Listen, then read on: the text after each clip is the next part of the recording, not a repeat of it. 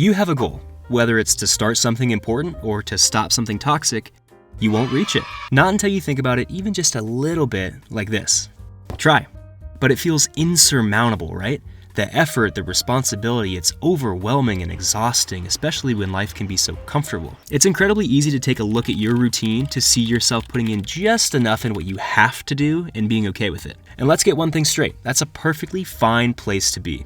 But is that your end goal? Starting something, it's massively overrated, right? Or is it just intimidating? If you try even just once, you've done a lot more than the vast majority. You owe it to yourself to just try. Give it some time. It might suck at first, but it does for anyone who has ever done a thing. You could live every day and regret waiting to try, or you could just try. I think the most common misconception of all time that we subscribe to is the idea that failure should be ridiculed. I believe it's the opposite. Congratulations, you failed, and that means you know something better about this thing that you care about. Use that knowledge and improve. Obviously, there are outliers, like if you set the house on fire or something, not much to file away there, but you see what I'm getting at. These little failures add up over time, and if we think about how paralyzing failure can be, we'll give up and never improve. But if you see failure as the teacher that it is, it can really change everything. Hey, you tried and you failed. Failure doesn't last forever though, and now you've tasted even just a little bit success. You aren't at your end goal, but it's a stepping stone. Another lie I think that we're fed is that it's all or nothing. I don't win until I look like this, until I attain this, until I quit this. If you've tried, failed, and then repeated that until something worked,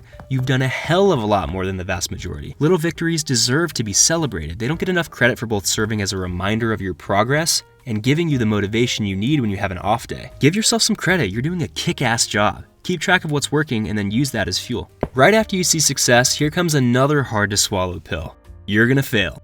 Again, many times even, and you're gonna fail after some success comes, and it might be confusing because you thought you'd figured it out and it can only be up from here. Not so fast.